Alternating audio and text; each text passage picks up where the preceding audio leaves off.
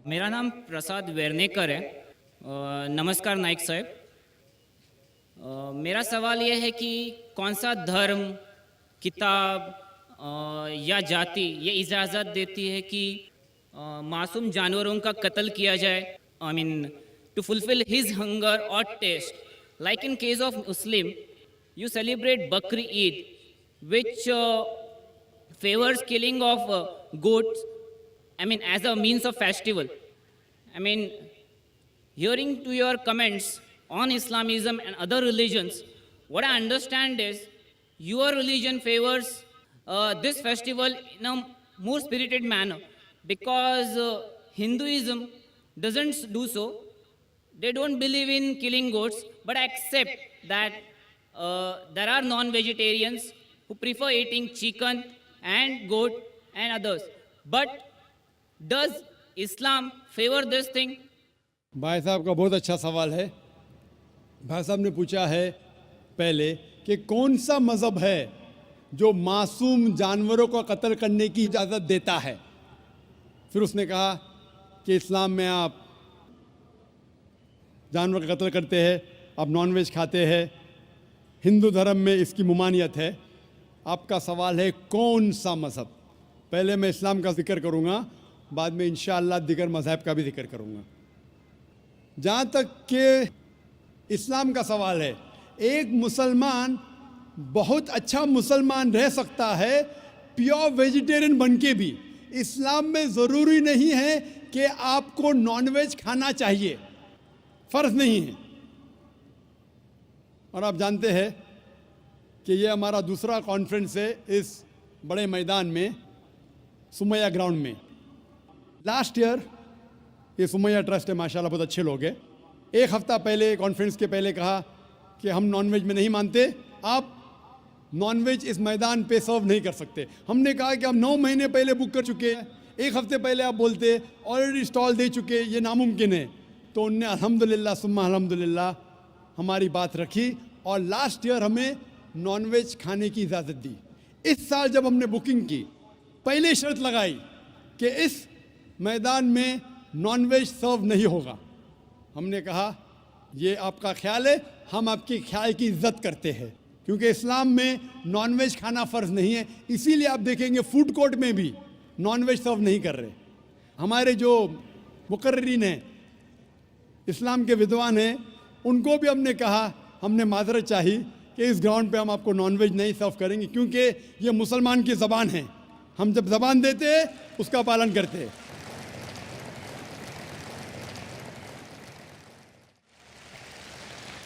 आपका सवाल, जैसे मैंने कहा कि मुसलमान को नॉनवेज खाना फ़र्ज़ नहीं है, लेकिन क्योंकि अल्लाह सुब्हाना व तआला ने हमें इजाज़त दी है।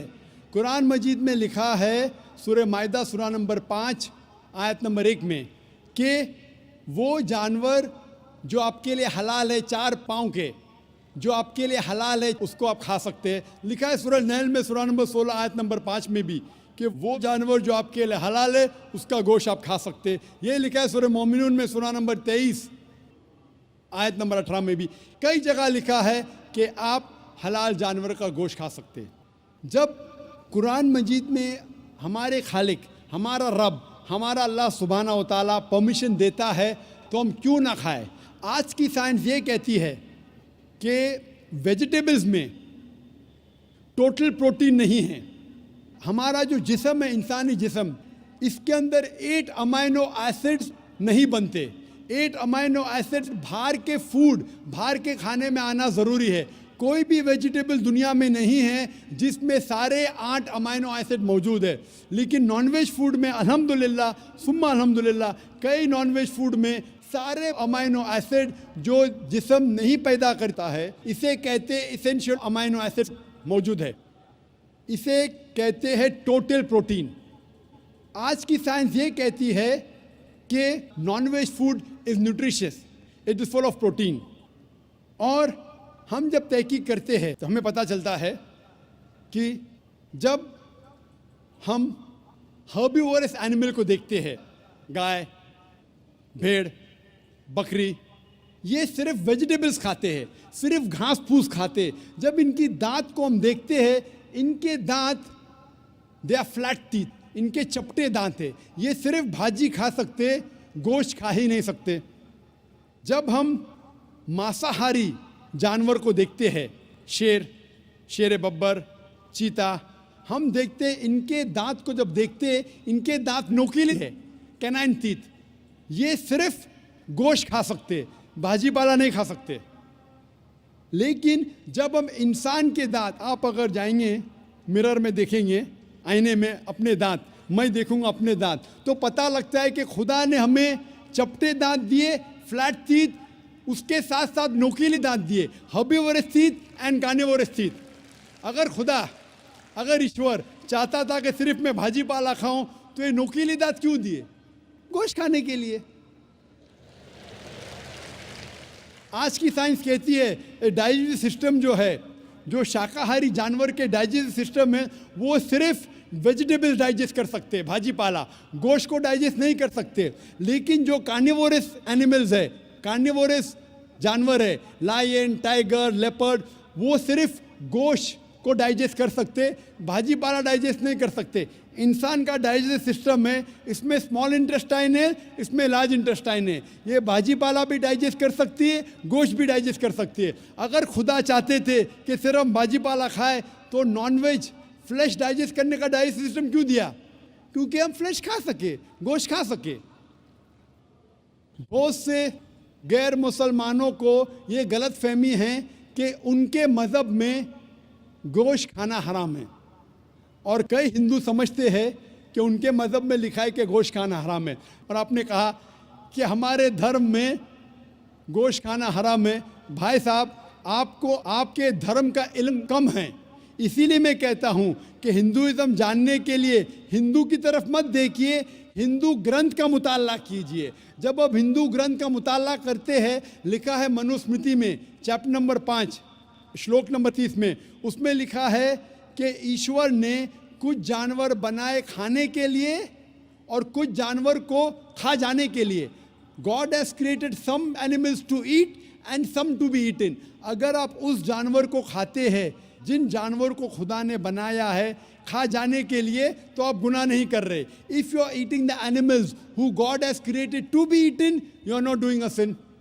आगे जब पढ़ते लिखा है मनुस्मृति में चैप्टर नंबर 5 में, अध्याय नंबर 5 में, मंत्र नंबर 40 में, कि खुदा ने कुछ जानवर बनाए हैं कुर्बानी के लिए।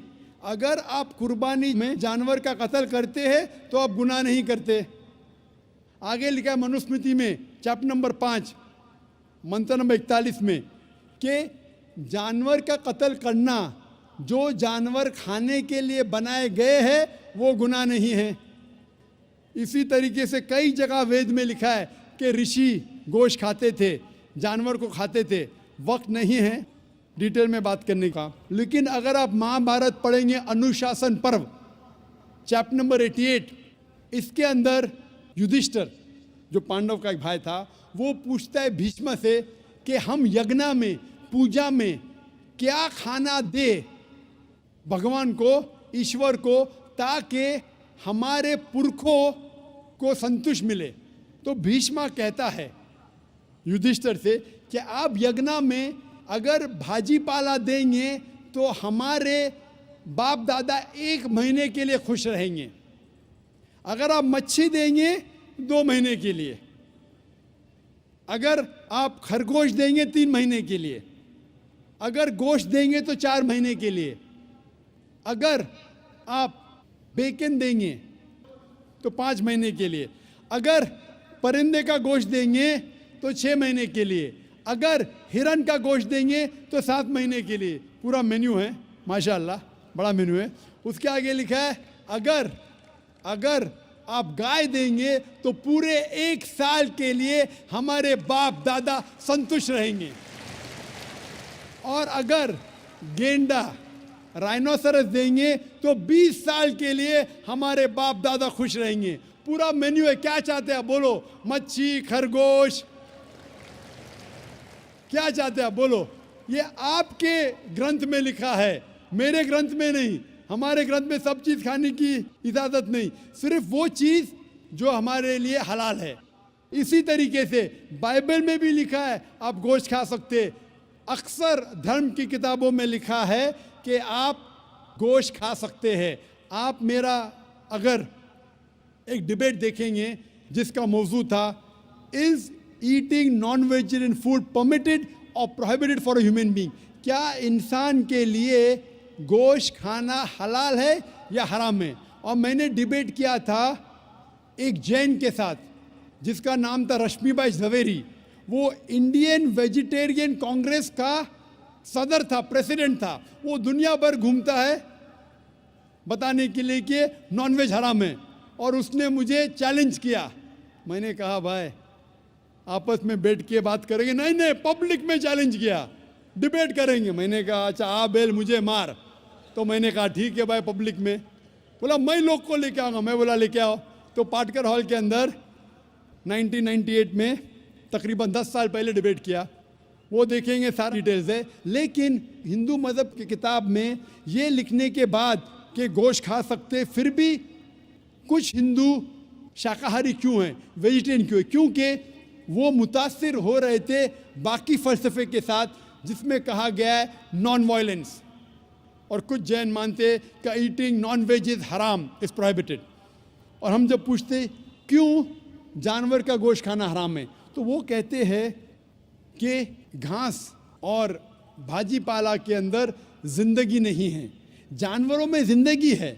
जब आप कोई ज़िंदगी लेते हैं, किसी का कत्ल करते हराम है।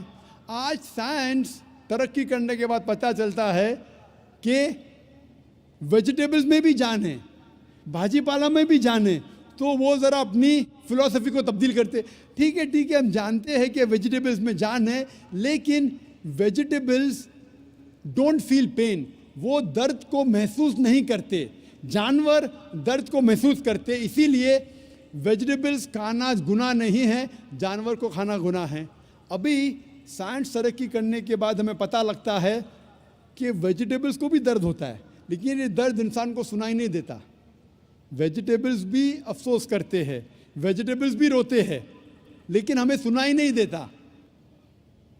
तो अभी उनका फ़लसफ़ा बदल गया। वो कहते हैं अच्छा ठीक है हम मानते हैं कि वेजिटेबल्स में जान है, वेजिटेबल्स को दर्द महसूस होता है, लेकिन वेजिटेबल के पास तकरीबन 3 सेंसेस है, जानवर के पास 5 सेंसेस है। इसीलिए जानवरों की जान लेना बड़ा गुनाह है बनिस्बत वेजिटेबल्स की। मैं कहता हूँ सिर्फ डिबेट के तौर पे, argument, for sake of argument, मैं आपकी बात मानता हूँ क्या वेजिटेबल्स के 3 सेंसेस है और जानवर के 5 सेंसेस है। मैं उस शख्स से सवाल करता हूँ कि मान लो आपका छोटा भाई गूंगा और बहरा पैदा होता है, वो सुन नहीं सकता है, बोल नहीं सकता। जब वो बड़ा होता है तो एक इंसान आपके छोटे भाई का कत्ल करता है, क्या आप जाके जज से कहेंगे मी लॉर्ड इस कातिल को कम सज़ा दो क्योंकि मेरे भाई के पास 2 सेंसेस कम थे, वो सुन भी नहीं सकता था और बोल भी नहीं सकता था? आप उल्टा कहेंगे मी लॉर्ड जज इस कातिल को डबल पनिशमेंट दो, डबल सजा दो, वो तो मेरा भाई मासूम था, बेचारा सुन भी नहीं सकता था और बोल भी नहीं सकता था। इस्लाम में 2 सेंसेस कम या ज़्यादा के वजह से कोई खाना हराम या हलाल नहीं होता है। जो चीज़ आपके लिए तैयब है वो आप खा सकते हैं। इसी तरीके से कई वजह। लेकिन अगर कोई नॉन मुस्लिम मुझसे ये कहता है कि मैं वेजिटेरियन हूँ, मुझे कोई गिला शिकवा नहीं, आपको नॉनवेज पसंद नहीं है आप मत खाइए, लेकिन कोई नॉन मुस्लिम, कोई गैर मुसलमान, कोई हिंदू मुझसे कहता है कि आप जानवरों का कत्ल करते हैं वो गुनाह है, तो मैं उनसे कहता हूँ इस बात को मैं तस्लीम नहीं करता हूँ। आप अगर गोश्त नहीं खाना चाहते हैं मैं आपसे खुश हूँ। अगर हिंदुस्तान में सब गैर मुस्लिम गोश्त खाने लगेंगे तो गोश्त का भाव बढ़ जाएगा। तो मुझे कोई गिला शिकवा नहीं अगर गैर मुस्लिम गोश्त नहीं खाते, लेकिन अगर मुझसे कहते हैं कि गोश्त खाना गुनाह है तो मैं ये जवाब देता हूँ। अभी आपको संतुष्ट हो चुका होगा कि साइंस के मुताबिक, आपके मज़हब की किताब के मुताबिक कुरान के मुताबिक गोश्त खाने की इजाज़त है सारे इंसान को। Hope the answers the question.